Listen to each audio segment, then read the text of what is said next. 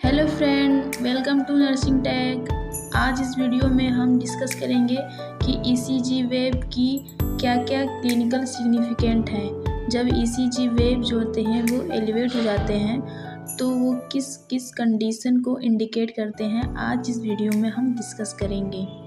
अब देखते हैं कि ईसीजी में जो 4 वेव्स होती हैं, पी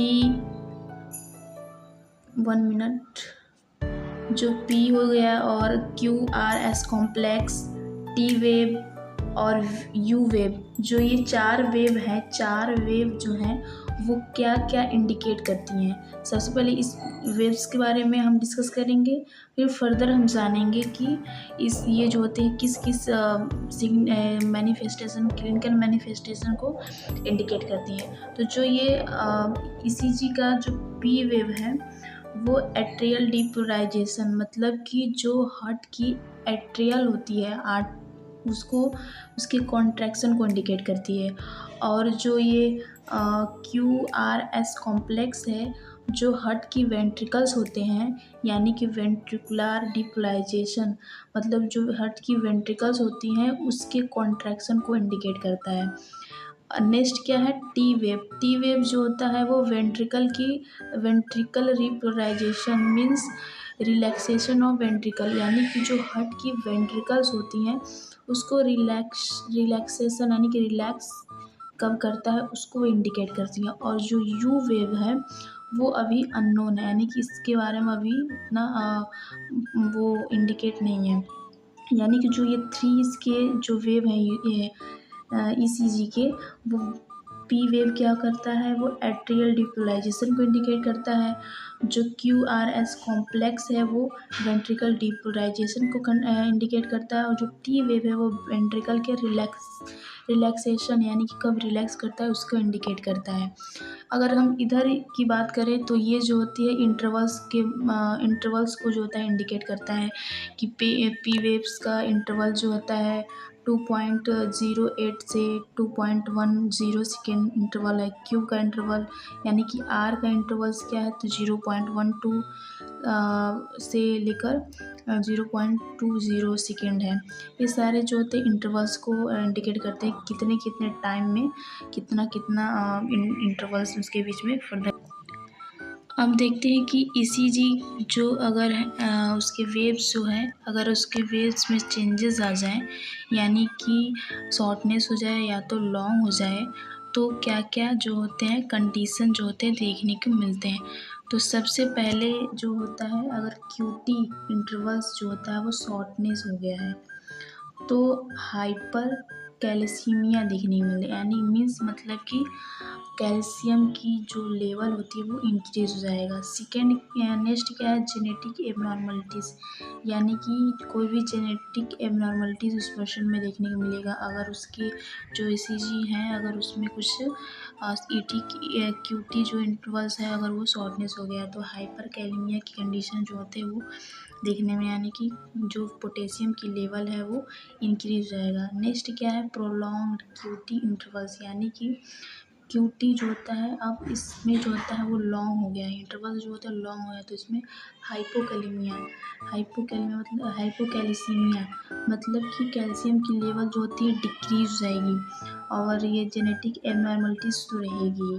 यानी कि अगर शॉर्टनेस हो गया है तो हाइपर कैल्सीमिया, यानी कि कैल्शियम की लेवल ज़्यादा हो जाएगा।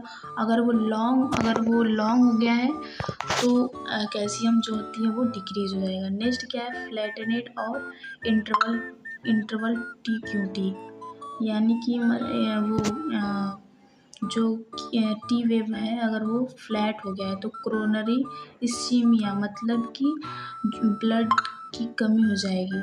और हाइपोकैलेमिया यानी कि पोटेशियम की लेवल कम हो जाएगा। लेफ्ट वेंट्रिकल हाइपरट्रॉफी, यानी जो हार्ट की जो लेफ्ट वेंट्रिकल्स होती है उसकी साइज में जो होता है इंक्रीज हो जाएगा। डायक्सोजिन इफेक्ट, यानी जो ड्रग के बारे में बताया गया। फिर हाइपर एक्यूट टी वेव अगर है तो possibility the manifestation of acute myocardial infection की कंडीशन देखने मिलेगा उस पर्सन में। अगर टी वेव जो होते हैं बिकम्स मोर प्रोमिनेंट अगर हो जाता है तो सिमेट्रिकल एंड पॉइंटेड हो जाती है। अब देखते हैं कि इसमें हम देख लेते हैं एक बार इस पिक्चर में कि टी वेव्स क्या होती हैं। देखिए टी वेव्स जो क्यू और टी जो है ये इसको इंडिकेट करती है। ये जो दूरी आप देख रही ये जो होता है, अगर ये शॉर्टनेस हो गया है या तो लॉन्ग हो गया है, तो जो मैंने कंडीशन डिस्कस किया है वो कंडीशन इस पर्सन में देखने को मिलता है। अब देखते हैं कि नॉर्मली अगर बात करें तो अगर टी वेव जो होता है वो पीक हो गया, यानी कि एब नॉर्मल अगर ईसीजी ट्रैकिंग अगर देखते हैं क्या क्या है, तो अगर टी वेव जो होता है वो पीक हो गया है तो हाइपर कैलीमिया देखने को मिलता है पेशेंट में। अगर टी वेव जो होता है इन्वर्जन हो गया है तो मायोकार्डियल इन्फेक्शन देखने को मिलेगा। और एसटी सेगमेंट डिप्रेस हो गया है तो क्या मिलेगा, एंजाइना पेक्टोरिस मिलेगा। एसटी सेगमेंट एलिवेशन यानी कि उसका जो साइज़ है वो एलिवेट हो गया तो मायोकार्डियल इन्फेक्शन देखने को मिलेगा। वाइडली जो QRS कॉम्प्लेक्स है वो एरिथमिया मिलेगा और हाइपोकैलिमिया मिलेगा। अगर हम एसटी सेगमेंट की बात करते हैं यानी डिप्रेस हो गया है तो इसकी जो हम बात करें तो वो अगर इधर बात करें तो एसटी क्या है, यानी कि जो ये एसटी है ये एसटी ये फर्दर आप देख रहे होंगे स्क्रीन पे, एसटी ये जो होते हैं वो डिप्रेस हो गया है।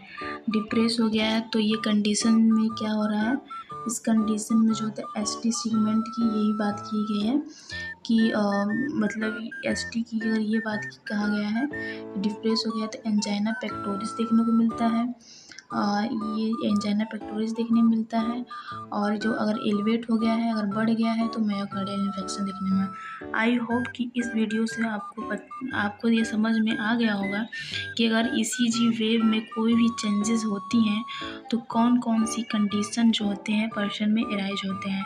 अगर ये वीडियो अच्छी तरह से समझ में आया हो तो प्लीज़ मेरे चैनल को लाइक एंड सब्सक्राइब कीजिएगा। Thank you for watching.